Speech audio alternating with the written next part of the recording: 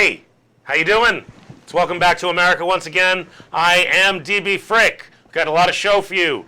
We also got a lot of Ross here for you, who is standing in for Millie, who is away on sabbatical, and she wouldn't tell us what she was doing. It's a big secret. But we got Ross. We're going to chat a little bit about Seattle and a little bit about the Oscars.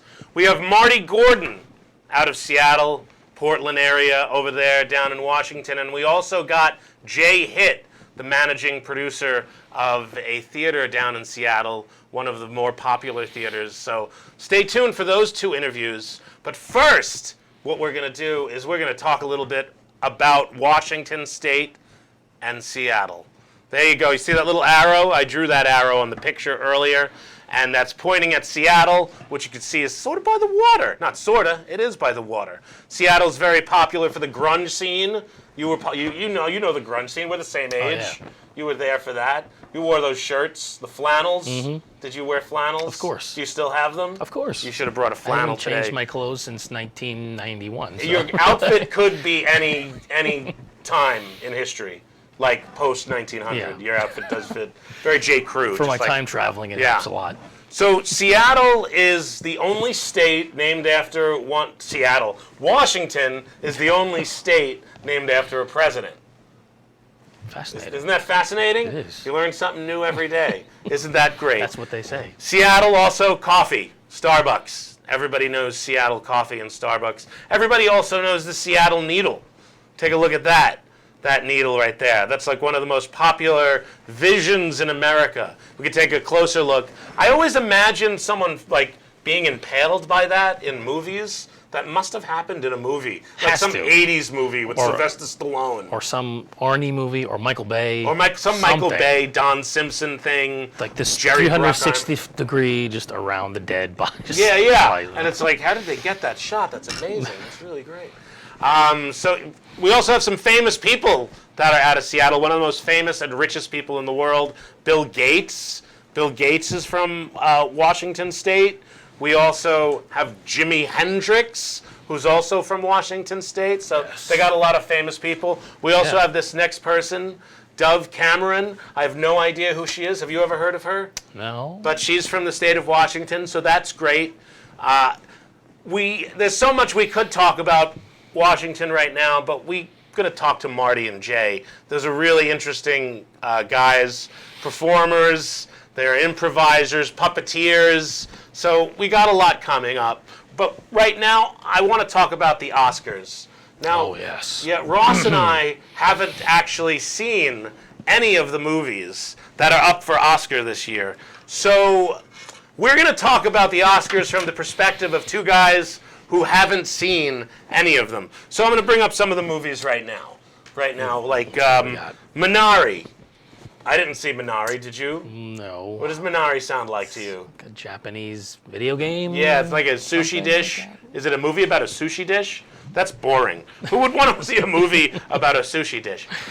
Then there's Nomadland, which I didn't want to see a movie that I couldn't pronounce easily. So, that was Frances McDormand was in that. Yeah, She's great, but I still was like, despite all the time I have, I didn't want to see it. Frances McDormand, Nomad? Right. Frances McNomadland. She's just people walking around? Yes. But just like they all live in the same area? Yeah, they're just nomads. Just like one of my favorite subjects, Promising Young Women. That's a movie. Yes. That's a movie coming up. That's... we also have The Trial of the Chicago 7, which I remember an HBO movie from the 80s titled the same thing and the same subject. But there's a lot of Sacha Baron Cohen. You kind of saw it then.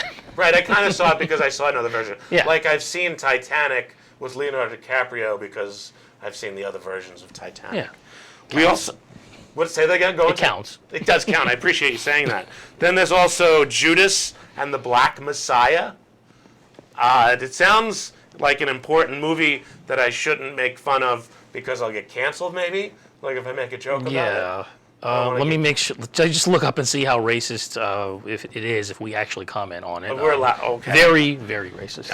We also The Sound of Metal. That's The Sound of Metal. I don't know. That sounds like a boring movie to me. And then The Father with Anthony Hopkins. Yeah. What do you think of that? He was good in Silence of the Lambs. So, I mean, The Father sounds like a precursor to Promising Young Women. Like The Father, and then the sequel is Promising Young Women. Yeah. And then Mank, which we don't want to talk about. We don't want to talk about Mank. Sounds gross. It is gross. Then there's some actors. So they talk about the actors category. Oh, yeah. I just mentioned Anthony Hopkins. He's up for Father. He's more like a great-great-great-grandfather. Is he the father in The Father? I would assume he'd be the father. Is he going to take anything less than the father? Yeah. Then Riz Ahmed in The Sound of Metal. How you doing in there, Riz? Stephen Yeun in Minari, the movie about the sushi. He's up for Best Actor. And every time I saw a preview for that movie, all I could think was The Walking Dead. Yeah, me too. Like, because it was him in a field, and it's like, is he about to get attacked? And he never got. I don't think he ever turned into a zombie, so he just was always. No, him. he was. That's right. He was killed by what's his name? Negan? The guy with the bat, Negan. Yeah. Then Chadwick Boseman. I'm gonna guess that he's gonna win from Ma Rainey's Black Bottom, which. Hold on, let me check again. You allowed to comment on that? It's a gray area there. They used to call me that in prison. I look forward to checking out that, and of course Gary Oldman, who's the greatest actor of all time in Mank. You know, big fan. He could explain what Mank means for those who don't know what a Mank is. But hey, everybody! Nobody asked me what I thought about the movies. You didn't ask me what I thought. Ask me what I think. I wasn't going to. Oh, what do you think of the movies? I didn't see any of them either, but I'm going to go with the movie that represents the most culturally important things of the time. All right. So yeah, welcome back to America. Stay tuned for the rest of the show. We got Marty Gordon and Jay Hitt out of Seattle, Washington. Yeah! Yeah! Yeah!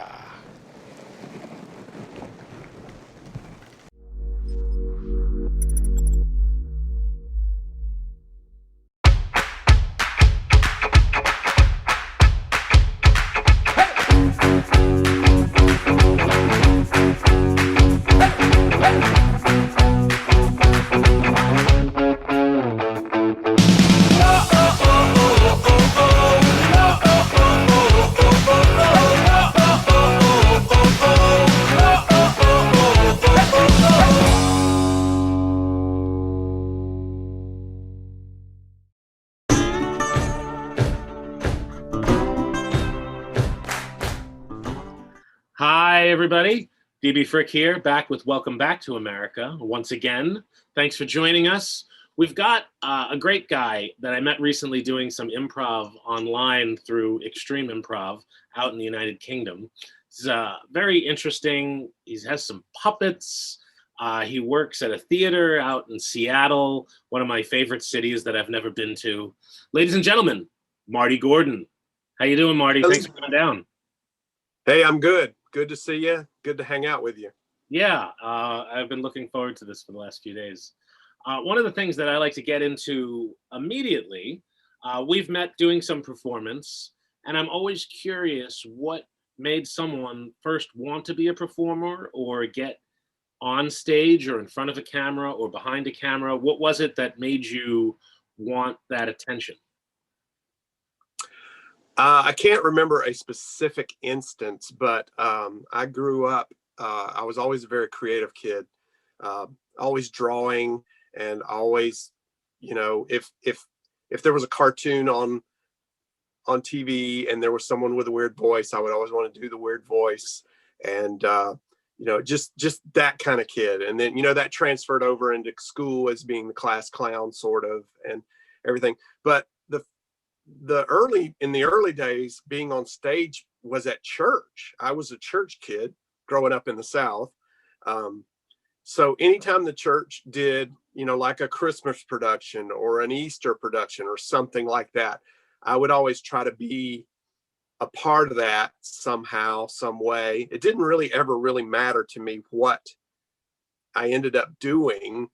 because to me it was just fun. And then of course I also am well, my voice isn't as good as it used to be, but I'm a singer, and I always enjoyed doing church singing stuff too. That's actually where I kind of learned that I was able to sing. So you're a gospel singer. You're a gospel singer. You started out. No, not well. Maybe I guess you could sort of say that, but not anymore. Was it without getting into religion too much? Was it what kind of church was it? Because I know out in the South, if you're at like a Baptist church, that's big. That's like going to a party, and everyone's got a lot of energy. I grew up Catholic. I went to Catholic school my whole life. Went to Catholic church my whole life. That's subdued, and you stay quiet, and you don't make eye contact. So where was it that that you came from in that sort of realm of music-wise? What kind of music was it at the church? Well, it was Southern Baptist Church, which has grown over the years to become one of the largest churches in the South. I think I don't know how many members they have now, but I think their auditorium seats, I don't know. It's huge. It's like 10,000 people or something like that. It's big church. Well, it wasn't that big growing up, but it grew, and I kind of grew with it, you know. And we're talking about, so the audience knows, we're talking about Pensacola, Florida. That is Pensacola, Florida. That's right. We didn't mention that, but yeah. And when was it that you left Pensacola and you came over to Seattle? I moved to Seattle 15 years ago. I met my wife in Asheville, North Carolina, which I was actually living in South Carolina, and she was in North Carolina. We met online through eharmony.com. Nice. You look a little like the eHarmony guy. You kind of remind me a little bit of the guy from the commercial, the eHarmony guy. I don't even remember what he looks like. So it's a compliment. We actually put our names in to do a commercial, but they never called us. So okay. That's a very interesting angle. Now, Seattle. Oh, go on. No, I was just saying, I met her, I moved to Asheville, and then she got a job in Seattle, so we moved to Seattle. Right, and your wife works as a costume designer at one of the larger theaters. She did. Yeah, she was at Seattle Children's Theater, which is I believe, the second largest children's theater in the United States. Now, large meaning seating. I assume you mean seating. I think so. I'm not real sure, or maybe they mean size of productions. Maybe. I don't know. It's an interesting angle. I love that. I love that involvement in theater. I like all those avenues, whether it be someone who works in hair and makeup, or someone. It's such an integral part of the process. So I love. Yeah. I love hearing about it. And you also work at a theater out there. I do. I work at Taproot. I work at Taproot Theater. It's a mid-sized theater here in Seattle. It's been in existence for about 45 years, and I am the custodian. I take care of all the buildings and things like that. And thankfully, I'm still working. They are doing a great job of trying to keep our present team together and able to just jump right back in when the pandemic is over and go right back to work.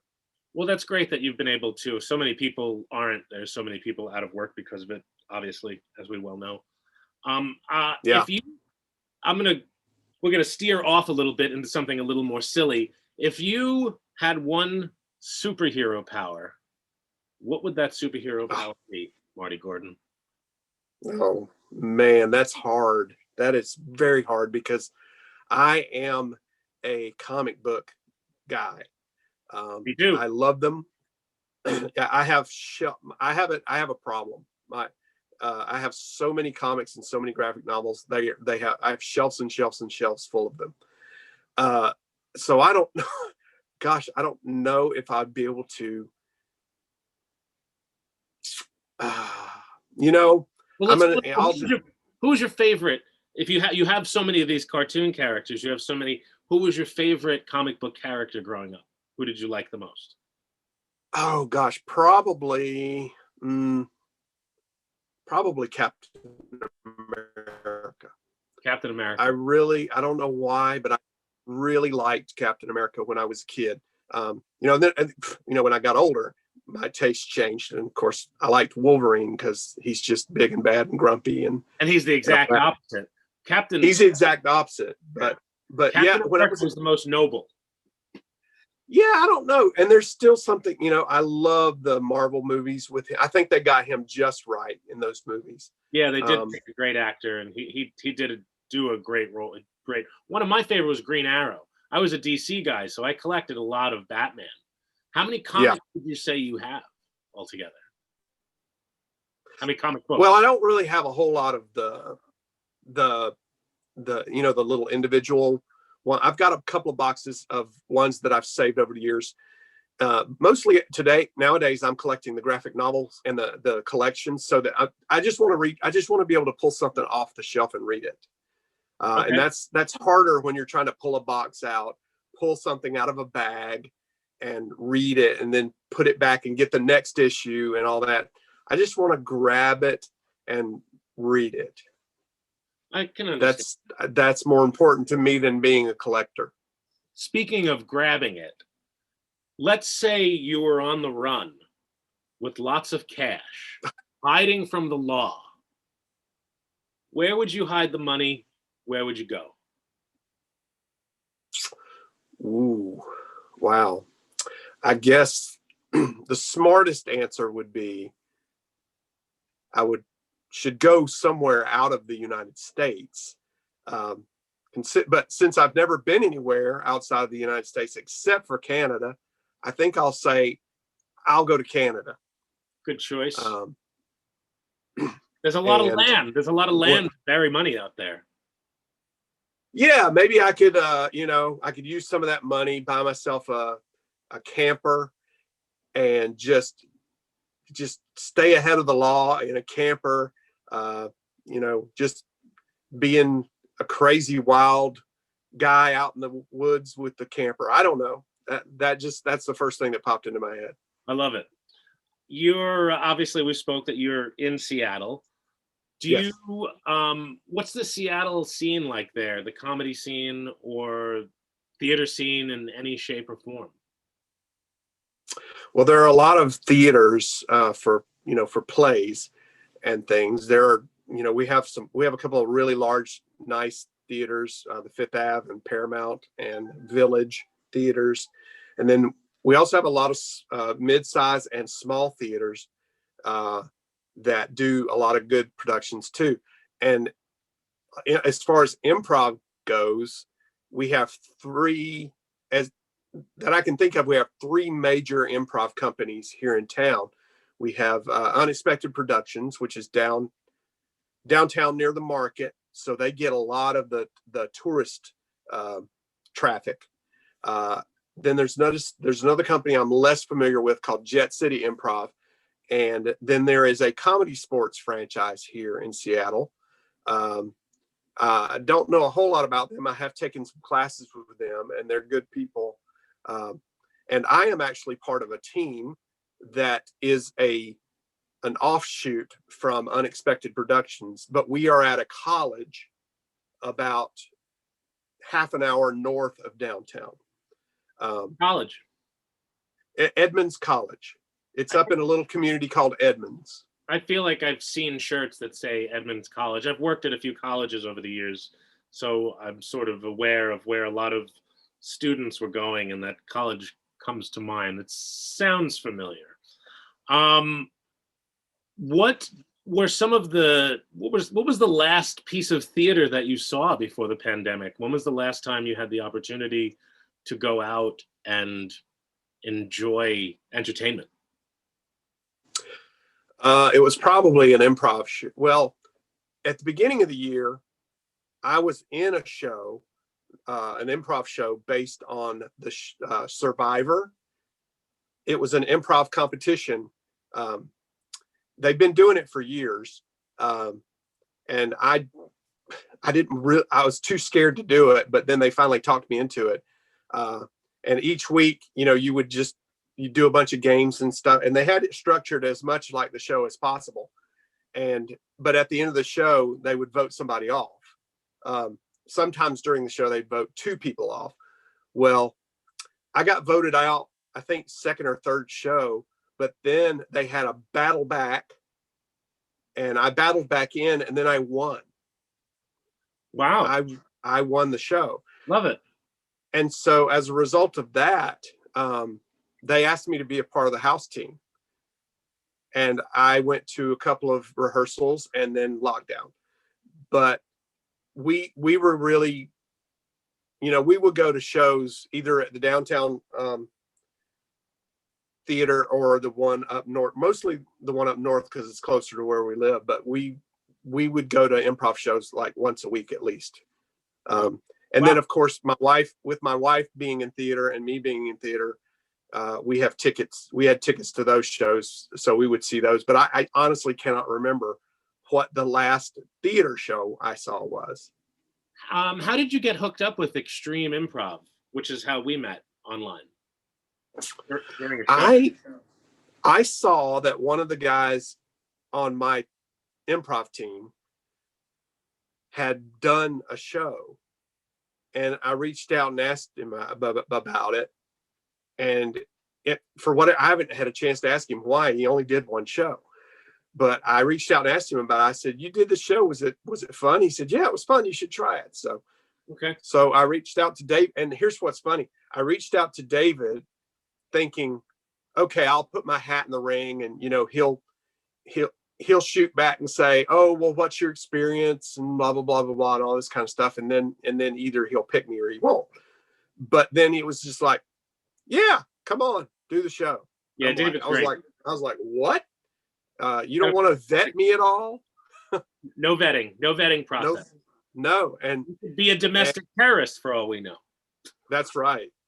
But I think it took me 3 shows to start feeling comfortable with the format.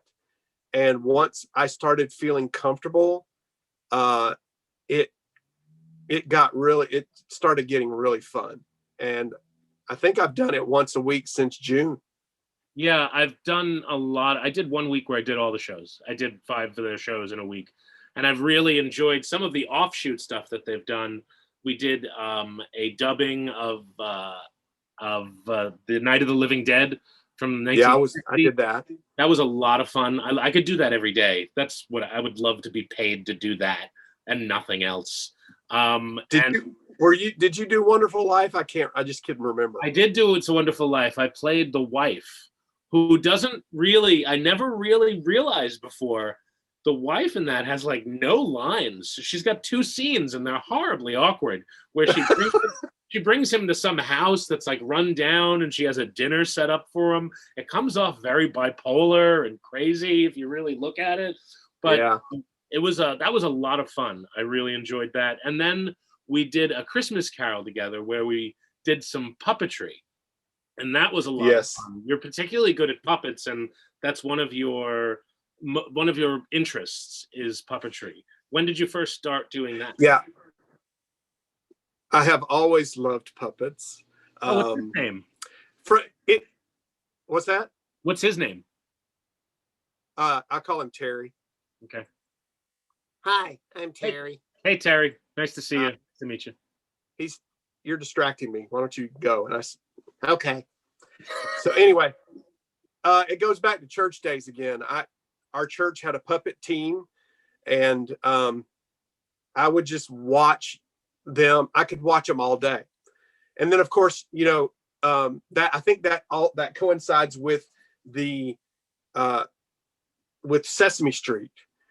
I actually remember they rolled a television into my classroom as a kid. This will tell you how old I am.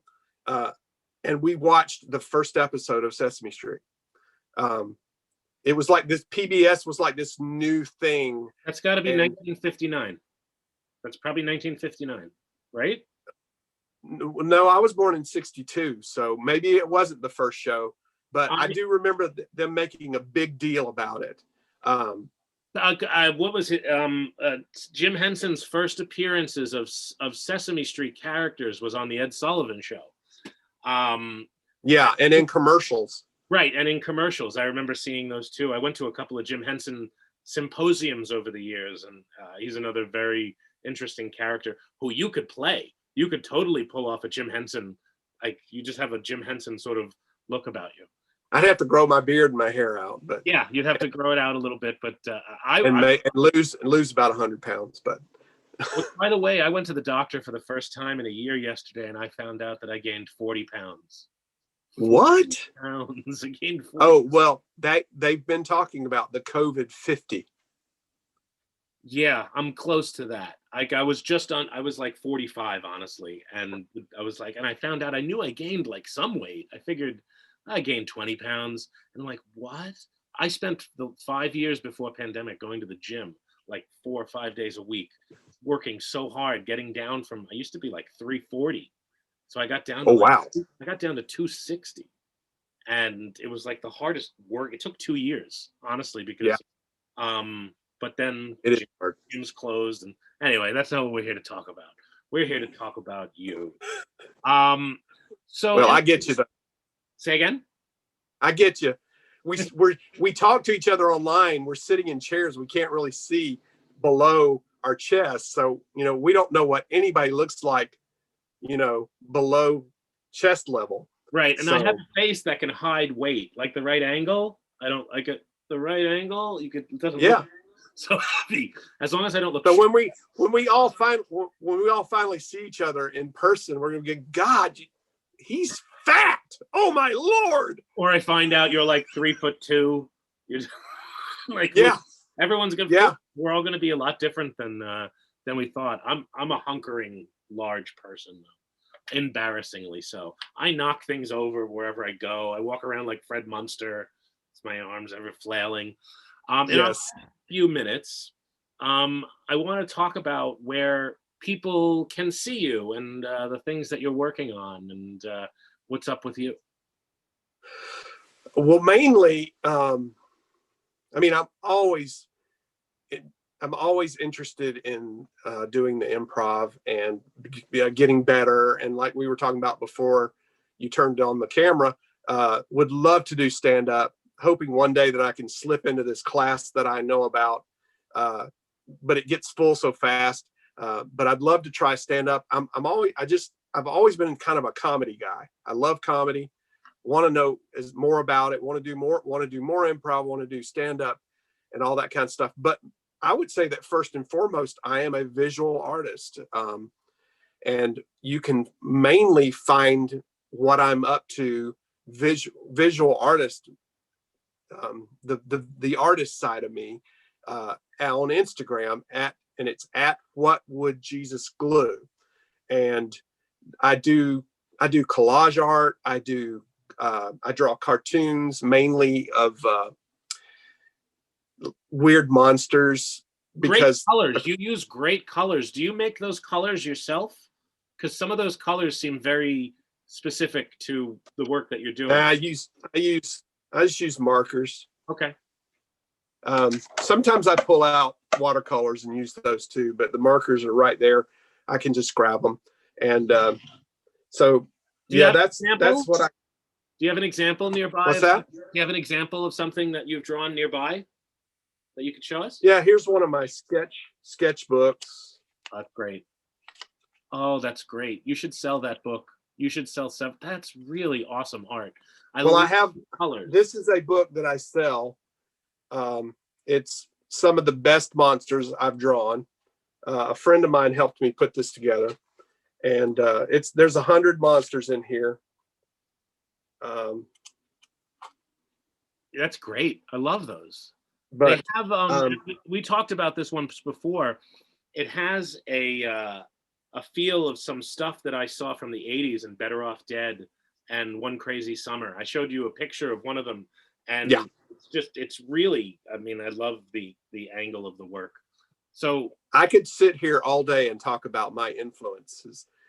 They are long. There is a long list of influences. I grew up reading Mad Magazine, reading comic books, watching cartoons, you name it. Were you a National Lampoon guy? The movies, yes, but I didn't really discover the National Lampoon, the comedy stuff until later. Which, I'm always discovering things that I missed out on when I was younger, probably because I lived in the South or because I was, part of a church. There were just things that they tried to steer you away from. But I think the first National Lampoon thing I ever heard was the Mr. Rogers sketch that where Bill Murray is the bass player. And I think Christopher Guest is Mr. Rogers, and it's a friend of mine had a cassette tape of it, and we were listening to it in his car, and I laughed my ass off. It was so funny. I love hearing. And I wanted more. Yeah, no, I have a few of those old CDs. A big fan of that stuff, Bill Murray. I really appreciate you coming down today and talking with me, Marty. We could talk for hours, and maybe we'll do another interview at some point and talk about your influences in art. And thanks a lot for coming down. I really appreciate it. Thank you, DB. It's been great to meet you and to hang out with you and to do improv with you. And I know that we will do more, and I will see you again soon. We'll be back. Welcome back to America right after this. Thank you very much for tuning in.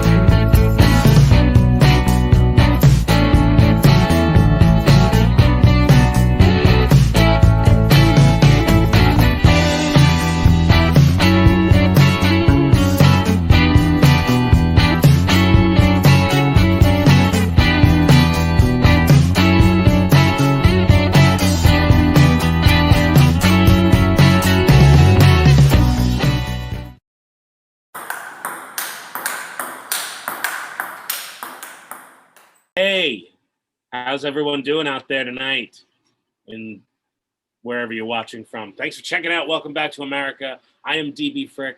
Got another special guest tonight. As you know, we're talking about Washington, and we're going to Seattle today. And we got Jay Hitt from the improv scene out in Seattle. Thanks for joining us today. I appreciate your time. And let's get right into it. Well, thanks for having me. This is really cool. Yeah, this is there's a lot of this is one of the million podcasts that are out there right now. Yeah, it's not having a podcast is the new having a podcast. Yes, that's true. It's about all there is to do, for a year or so at least. For the most part, yeah. I'm glad I did this. This is how I still connect with people like you, who I may not have normally ever connected with. You never know. But what got you on stage? What got you into comedy? I believe you said you were from Wyoming. You grew up in Wyoming and then moved to Seattle and then started doing the comedy scene a lot here where you are in Seattle. Yeah, well, I was actually born in Seattle. Okay. So a lot of my family and old friends were there. And then, I moved to Wyoming, went to school there, and got involved in the theater at Casper College. This is back in '88. I graduated in '86, so from high school there. And I was always drawn to comedy. I think George Carlin was my favorite comedian, just because I can't do what he does. He's too smart. Yeah, he's amazing. Yeah, I know. He's definitely a favorite too. Yeah. And then I found I was kind of more drawn to improv. I felt weird doing the same act over and over again. I did it a lot. I did a little, got into the open mics and did some opening. And then a friend from Casper College, Mike Cap, him and I toured around. We would feature act for headliners around the like Montana and Idaho, and then we'd swing down to Nevada, and then just these crazy runs. The Tribble Run is what they called it back then. There's a lot of long empty road. A lot of it, yeah, yeah. And we found the people in, in Montana were like the nicest. They would do stuff to help you out without even thinking about it. They would we ran off the road into a big snow patch, and we thought we were screwed. And then this big old truck comes along, and he had like kind of long hair and bushy. He gets out. He had a chain with him, and he just hooked it up, pulled us out. That guy was waiting for that for years. He came out of nowhere. Yeah, and we were like, "What do we tip him? What do we do?" And then he just drives off into the. I don't know. Turn around and he's just gone. He's like, pretty much, yeah. But and then you ask the town people about him, and they're like, "We haven't seen him in 30 years." You're the ghost of the highway angel or whatever.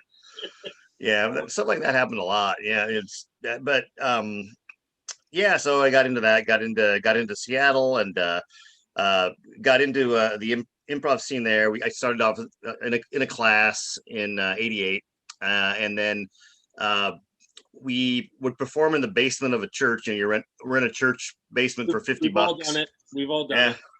Yeah, we'd perform for one person, whatever. We loved it, and then got into Unexpected Productions, and that started. The actual company started about 35 years ago, a little over 35 years. And 91. That you work with? Yeah, I'm actually the managing director of it. So kind of worked my way through the trenches on up to managing it. It's been a really great time. I love improv, and I love the variety of it. We do, of course, some of the money makers are the short form theater, sports, that kind of thing, but then we do a lot of long form that we all love to do, and gigs, all that stuff. Yeah, that's great. What do you remember as a stand-up? Do you remember the first joke you wrote? Do you remember a joke you wrote? Oh God, yeah. Well, I was on the road. I grew up when I worked with my dad, which was about 3 hours from Seattle, Wenatchee, Washington.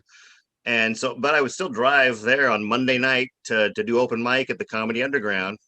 And sometimes I would get bumped, and have to sit there. But so some of the jokes were based on the road. It'd be like, I was driving down the road and there was a hitchhiker sitting on the side of the road. So I ran over his legs.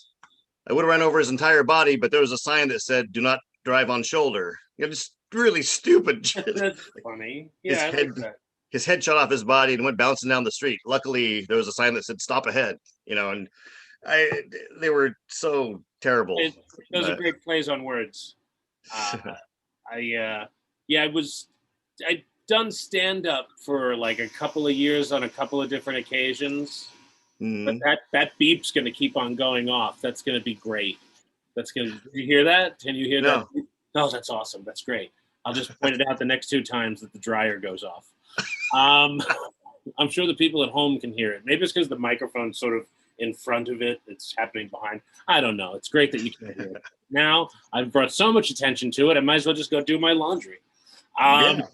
Just start folding things. I actually used to have a clothing rack that I would do the interviews in, but just like behind me, all my shirts. I don't do that anymore.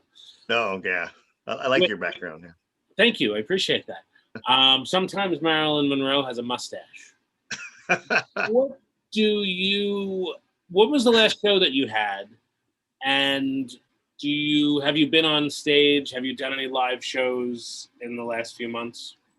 Yeah, well, so of course, obviously a little pandemic hit, and then we were closed to the public for a year. But we 6 months before that, we had this camera system that we had just picked up. We hadn't installed it yet. Then the pandemic hit. We're like, oh crap, let's install the camera system. So our theater got kind of wired in for the camera system, the full system, and so we started doing live streams on our actual stage with our camera. We did a couple, we do the Zoom shows, the first 3 months, but then we wanted to make sure we just use the camera system. So every Wednesday night I do a show called the Duo Improv Showcase. You get pairs or three, whatever. And that started in 2008. So we kept it going on Wednesday because that's kind of a full community kind of improv open mic kind of thing. But we went from 15 duos per night to one. We'd have one duo there, and we try to get really good, improvisers. And then they just opened us up to 25% capacity. So we were able to, have a couple more duos on the stage and a few audience members still live streaming so that you could, now we have the little laugh track because we have some audience members in there. And that's kind of, I'm the host of it. So I would host it, but I also helped a lot with the camera system. I learned it, then I had to teach other people. What's interesting is it might actually open up the opportunity to be able to sell tickets for your live shows and having them live streamed and having audience come in even after everything lets up. It just seems like an opportunity to get more people in. We're hoping so. Yeah. We hope to utilize that. We were just lucky to have the system. Where can people go to see your theater? It's at the Pike Place Market, and there's a big kind of famous gum wall there. It's like the whole alley is filled with gum, and people pile in there. But people leave their gum behind. People leave their gum all over the wall. It's crazy. It started like 20 years ago, or almost 30 years ago now. That's horrifying. I mean, it seems like something I wouldn't like. No matter what, if you're putting your gum on the wall, you've got to touch someone else's gum. Yeah, but they do it. They pile in. Sometimes there's videos of people like licking it and all this crazy stuff. Oh, that's awful. That's horrifying. I don't like knowing that. I'd like to reverse this and unknow that. Just like when I found out last week that Texas has a lot of bats. Now I'm not going to go to Texas. I'm never going to. I don't want to go. I heard you invested in masks in a mask company. That was pretty fun. That was not true, but I did say that. I was sort of being. I was trying to be tongue in cheek, but but I wasn't. I should, and I did actually before the pandemic started back in November, I saw things happening in China, and I was like, I should invest in hazmat suits. And I never did, but I told a couple of people that I know that have money to do that, and they probably didn't. Nobody's going to listen to my stock advice, my randoms, like I'm Rasputin or something. So where do you see comedy going? Where do you see it evolving from where it is now and as it comes back? What do you see happening? I feel like we as in America kind of, started to kind of take it for granted that we had this place you could go, these places that would give you stage time. And then when the pandemic hit, everything closed down, and then suddenly you're either doing Zoom or nothing. And then you realize what you had and now that you've lost it. And what I hope is that people will really appreciate the stage time they get and appreciate, and I'm talking about new comedians, especially, or middle, maybe even middle. But they will really appreciate, what they have, and not be afraid to collaborate with, from improv, stand up. We did a show called Piggyback where we did that, but have it be more friendly to every type of performance environment out there. I would imagine that there are. I'm not too familiar with the Seattle scene at all. I would imagine there are a lot of improv companies and a lot of comedy clubs. Like in New York City, it's flooded. In New York City, there's like too many of both of them.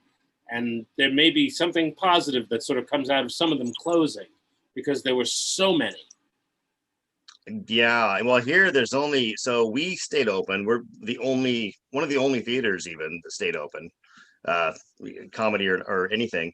And then there's place called Laughs Comedy Club that works with just comedians, and we're pretty good friends with them. And they were the first club to open. So there's only right now two. There's us and Laughs. Wow. Our other improv companies, one of them moved out, the other one closed down. They're tearing down the building. They'll probably be back eventually, but so it's here in Seattle. It's pretty, it got hit pretty hard.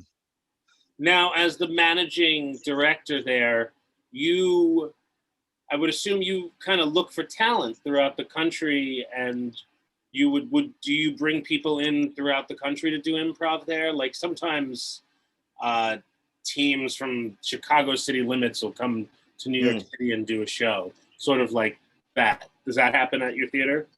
A little bit. So we'll do it every so often. Like we always have an open invite for improvisers from around the world, and so we do once a year we do a festival of world improvisers. So they come from all over the world and do improv there. But it's for the most part there's an internal company of about 60 of us that rotate through, 60 actors that rotate through, and then hundreds of old alumni that don't get paid, but they'll come in and do it. But we try to pay all of our actors, the stage actors. Ones who are willing, we don't pay them for Zoom shows. It's harder to do that right now. I do know people that are making money that way, but I haven't really, not on Zoom stand-up, that's for sure. And it's awkward too, honestly. Yeah. I've actually found improv to be a little more comfortable than doing stand-up, because the interaction is harder. I find that when I'm doing stand-up, I'm looking at myself, and I'm not looking at the other people. I don't read it's just different. But I adapt. I'm like a chameleon. Yeah, like a lot of the improv we do is on Twitch, and it's a very spontaneous with chat room, but it's still hard. It's definitely not easy. And our live shows, now that we have an audience, the stage actors are still required to wear masks for at least for the next month or two, but it's like a puppet show, or you kind of forget that they have masks on, and you forget that you're in it if you're up there in it. And right, I honestly haven't been. I've worked a few days in the city where I had to wear a mask all day. 2 days, I've had to wear a mask all day. Shooting a video for a kids' function where they were singing for Christmas. And then I did the election. So I had like 16 hours that day. I had to wear a mask for like 16 hours. And I got break. I got to go home for an hour and have lunch, but that was hard. I haven't really had to do much of that. It's usually the grocery store and still stores. Even though things are opening up, you can even go to a movie theater here. Yeah. I'm not going to. Are you in California? Where are you at? I'm on Long Island. Oh, Long Island. Yeah, okay. Right outside of Manhattan. New York. Okay. So we're kind of close to Queens, like 15 minutes from Queens. Oh, okay. Yeah. Wow. Most of my life, I've lived in the city though, and lived all around. I lived in California many years. I lived in LA and Burbank, Valencia. I've never been to Washington State though. I look forward to coming out there at some point.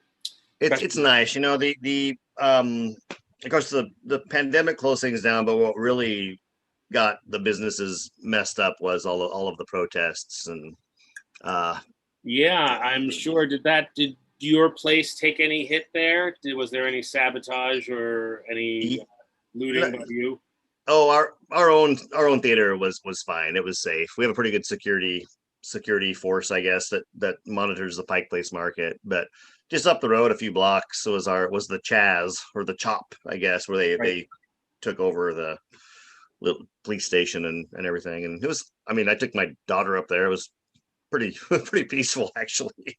It's like a little, but it's just fencing. They like to put up fencing now. There's a lot of fencing going on. Thank you for coming down today. I really appreciate talking to you. I'd love to talk longer and talk another time, and maybe we'll have you back on the third or fourth season, the fourth or fifth season. We're in the third season now. And love hearing about Seattle. And it was a great time with you, Jay Hitt. Ladies and gentlemen. Thanks. Improviser, managing director. This guy does everything. He wears baseball hats. Jay Hitt. Thanks a lot for coming down. Supersonic all the way. Thank you. Thanks for having me. Welcome back to America. We'll be back right after this. Check out these commercials. Come back and check out our next guest or whatever bit we have planned for you.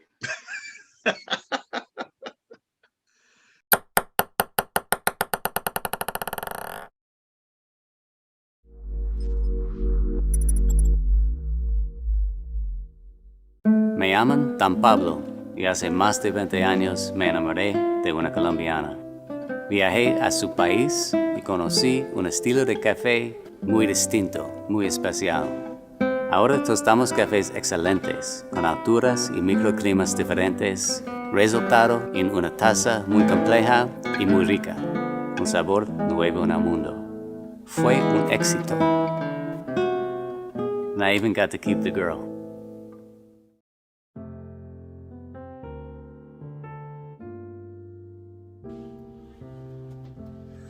Hey, everybody. Thanks for checking out Welcome Back to America. Thank you, Ross, for filling in for Millie. Those are big shoes to fill. I know they are. And hi, she does like 6-inch heels. I didn't realize how much shorter I was than Ross. I would not have hired him to do this if I had any idea that he was taller than me. But thanks for checking out the show. We had a really great time with our guests tonight. We had Marty Gordon and Jay Hitt over in Seattle. Learned a little bit about Seattle. Talked a little bit about the Oscars. That was fun. What was your takeaway, Ross? Did you have any takeaway from the show today? Let's see. We haven't filmed it yet. This is actually before that. So. Right, but they're not supposed to know that. Something. Thanks. Thanks for checking out Welcome Back to America. We will be back next week where we're going to Germany. And we're going to hang out with a couple of Germans. And it's going to be great. And we're going to learn about Germany. So thanks for checking out Welcome Back to America. Every Monday, 10 p.m., Strong Island Television. That's Ross Raniere. I call him that. It's French. You can tell them the real pronunciation if you'd like. It's Raniere. It's more Italian than French. So thanks for checking out Welcome Back to America. Check us out next week. And, check out the credits. We just added a lot of people this week.